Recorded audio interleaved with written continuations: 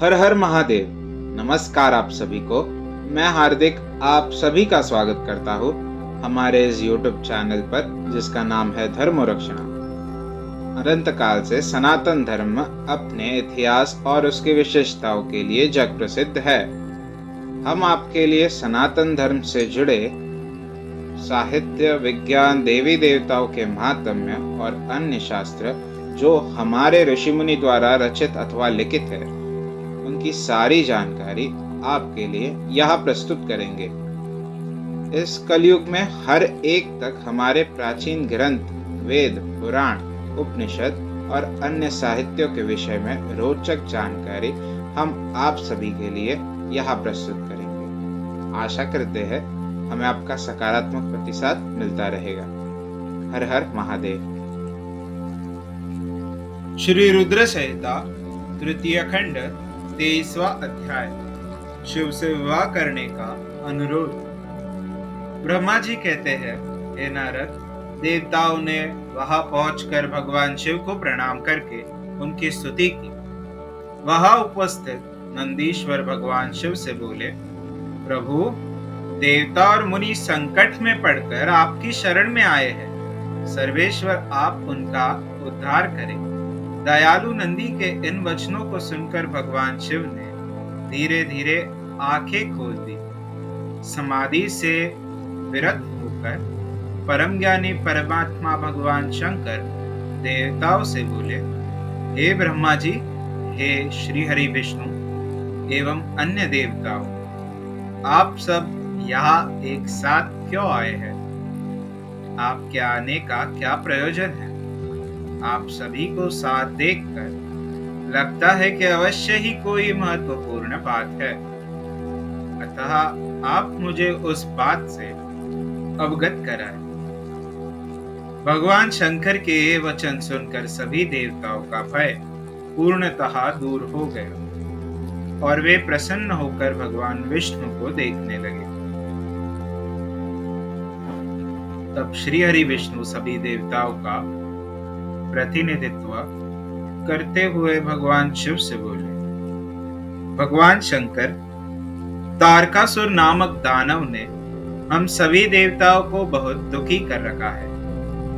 उसने हमें अपने अपने स्थानों से भी निकाल दिया है।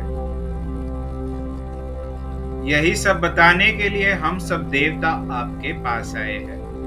भगवान ब्रह्मा जी द्वारा प्राप्त वरदान के फल स्वरूप उस तारकासुर की मृत्यु आपके पुत्र के द्वारा निश्चित है। हे स्वामी, आप उस दुष्ट का नाश कर हम सब की रक्षा करें, हम सबका उद्धार कीजिए। प्रभु, आप हिमालय पुत्री पार्वती का पाणी ग्रहण कीजिए। आपका विवाह ही हमारे कष्टों को दूर कर सकता है। आप भक्तवत्सल है। अपने भक्तों के दुखों को दूर करने के लिए आप देवी पार्वती से शीघ्र विवाह कर लीजिए। विष्णु जी के ये वचन सुनकर भगवान शिव बोले, देवताओं, यदि मैं आपके कहे अनुसार परम सुंदरी देवी पार्वती से विवाह कर लूं, तो इस धरती पर सभी मनुष्य, देवता और ऋषि मुनि कामी हो जाएंगे। तब वे परमार्थ पथ पर नहीं चल सकेंगे। देवी दुर्गा अपने विवाह से कामदेव को पुनः जीवित कर देंगी। मैंने कामदेव को भस्म करके देवताओं के हित का ही कार्य किया था। सभी देव निष्काम भाव से उत्तम तपस्या कर रहे थे ताकि विशिष्ट प्रयोजन को पूर्ण कर सके। कामदेव के न होने से सभी देवता निर्विकार होकर शांत भाव से समाधि में ध्यान मग्न होकर बैठ सकेंगे। काम से क्रोध होता है, क्रोध से मोह हो जाता है और मोह के फल स्वरूप तपस्या नष्ट हो जाती है। इसलिए मैं तो आप सब से भी यह कहता हूँ कि आप भी काम और क्रोध को त्याग कर तपस्या करें। ब्रह्मा जी बोले, हे नारद, त्रिलोकीनाथ भगवान शिव के मुख से इस प्रकार की बातें सुनकर हम सभी हतप्रभ से उन्हें देखते रहे और वे हम सब देवताओं और मुनियों को निष्काम होने का उपदेश देकर चुप हो गए और पुनः पहले की भांति सुस्थिर होकर ध्यान में लीन हो गए। भगवान शिव ब्रह्म स्वरूप आत्मचिंतन में लग गए। श्री हरि विष्णु सहित अन्य देवताओं ने जब परमेश्वर शिव को ध्यान में मग्न देखा तब सब देवता नंदीश्वर से कहने लगे, नंदीश्वर जी, हम अब क्या करें? हम भगवान शिव को प्रसन्न करने का कोई मार्ग सुझाइए। तब नंदीश्वर सभी देवताओं को संबोधित करते हुए बोले, आप भक्तवत्सल भगवान शिव की प्रार्थना करते रहो, वे सदैव ही अपने भक्तों के वश में रहते हैं। तब नंदीश्वर की बात सुनकर देवता पुनः भगवान शिव की स्तुति करने लगे। वे बोले, हे देवादिदेव महादेव, करुणा निधान भगवान शिव शंकर, हम दोनों हाथ जोड़कर आपकी शरण में आए हैं। आप हम सब के सभी दुखों और कष्टों को दूर कीजिए और हम सबका उद्धार कीजिए। इस प्रकार देवताओं ने भगवान शिव की अनेकों बार स्तुति की। इसके बाद भी जब भगवान शिव ने आंखें नहीं खोली तो सब देवता उनकी करुण स्वर में स्तुति करते हुए रोने लगे। तब श्री हरि विष्णु मन ही मन भगवान शिव का स्मरण करने लगे और करुण स्वर में अपना निवेदन करने लगे, देवताओं, मेरे और श्री हरि विष्णु के बार बार निवेदन करने के उपरांत भगवान शिव की तंद्रा टूटी और उन्होंने प्रसन्नता पूर्वक अपनी आंखें खोल दी। तो भगवान शिव बोले, तुम सब एक साथ यहाँ किस लिए आए हो? मुझे इससे अवगत कराओ।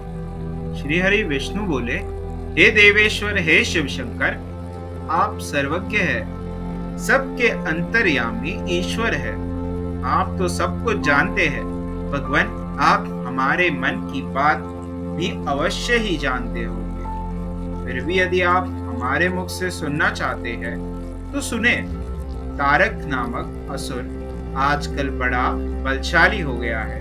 वह देवताओं को अनेकों प्रकार के कष्ट देता है। इसलिए हम सभी देवताओं ने देवी जगदम्बा से प्रार्थना कर उन्हें गिरिराज हिमालय की पुत्री पार्वती के रूप में अवतार ग्रहण कराया है। इसलिए ही हम बार बार आपकी प्रार्थना कर रहे हैं कि आप देवी पार्वती को पत्नी रूप में प्राप्त करें।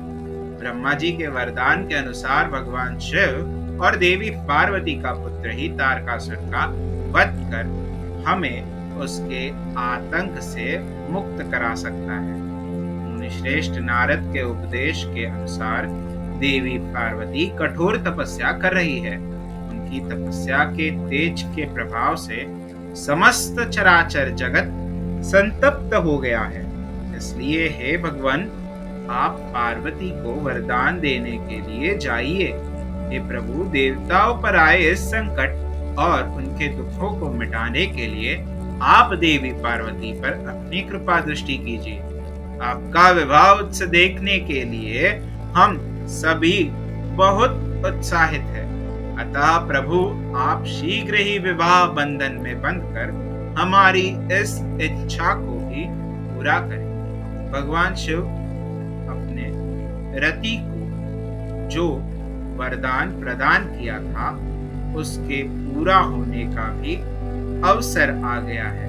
अतः महेश्वर, आप अपनी प्रतिज्ञा को शीघ्र ही पूरा करें। ब्रह्मा जी बोले, हे नारद, ऐसा कहकर और प्रणाम करके विष्णु जी और अन्य देवताओं ने पुनः शिव जी की स्तुति की। तत्पश्चात वे सब हाथ जोड़कर खड़े हो गए। तब उन्हें देखकर वेद मर्यादा के रक्षक भगवान शिव हंसकर बोले, हे हरे, हे विधे और हे देवताओं, मेरे अनुसार विवाह करना उचित कार्य नहीं है, क्योंकि विवाह मनुष्य को बांध कर रखने वाली बेड़ी है। जगत में अनेक कुरीतियां हैं, स्त्री का साथ उनमें से एक है। मनुष्य सभी प्रकार के बंधनों से मुक्त हो सकता है, परंतु स्त्री के बंधन से वह कभी मुक्त नहीं हो सकता। एक बार को लोहे और लकड़ी की बनी जंजीरों से मुक्ति मिल सकती है, परंतु विवाह एक ऐसी कैद है जिससे छुटकारा पाना असंभव है। विवाह मन को विषयों के वशीभूत कर देता है, जिससे मोक्ष की प्राप्ति असंभव हो जाती है। मनुष्य यदि सुख की इच्छा रखता है तो उसे इन विषयों को त्याग देना चाहिए। विषयों को विष के समान माना जाता है। इन सब बातों का ज्ञान होते हुए भी मैं आप सबकी प्रार्थना को सफल करूंगा, क्योंकि मैं सदैव ही अपने भक्तों के अधीन रहता हूँ। मैंने अपने भक्तों की रक्षा के लिए अनेक कष्ट सहे हैं। हे हरे और हे विधे, आप तो सब कुछ जानते ही है।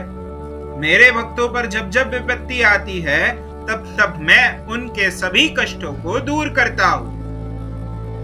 भक्तों के अधीन होने के कारण मैं उनके हित में अनुचित कार्य भी कर बैठता हूँ। भक्तों के दुखों को मैं हमेशा दूर करता हूँ। तारकासुर ने तुम्हें जो दुख दिए हैं उन्हें मैं भली भांति जानता हूँ। उनको मैं अवश्य ही दूर करूंगा। जैसा कि आप सभी जानते हैं, मेरे मन में विवाह करने की कोई इच्छा नहीं है। फिर भी पुत्र प्राप्ति हेतु मैं देवी पार्वती का पाणी ग्रहण अवश्य करूंगा। अब तुम सब देवता निर्भय और निडर होकर अपने अपने धाम को लौट जाओ। मैं तुम्हारे कार्य की सिद्धि अवश्य करूंगा, इसलिए अपनी सभी चिंताओं को त्याग कर सभी सहर्ष अपने घर जाओ। ऐसा कहकर भगवान शिव शंकर पुनः मौन हो गए और समाधि में बैठकर ध्यान में मग्न हो गए। तत्पश्चात विष्णु जी और मैं, देवराज इंद्र सहित सभी देवता अपने अपने धामों को खुशी से लौट आए। अध्याय 23वां समाप्त। हमारे कार्य की सराहना करते हुए इस YouTube चैनल को सब्सक्राइब करें, वीडियोस को शेयर करें और लाइक करें। हमारे कार्य मानव जाति के हित हेतु अधिकांश मानव जाति तक पहुंचाने में हमारी सहायता करें। भविष्य में हमारे सनातन धर्म के विषय में अधिक जानकारी प्राप्त करने हेतु हमारे साथ बने रहे इस YouTube चैनल पर, जिसका नाम है धर्मो रक्षणः। धर्मो रक्षति रक्षतः। हर हर महादेव।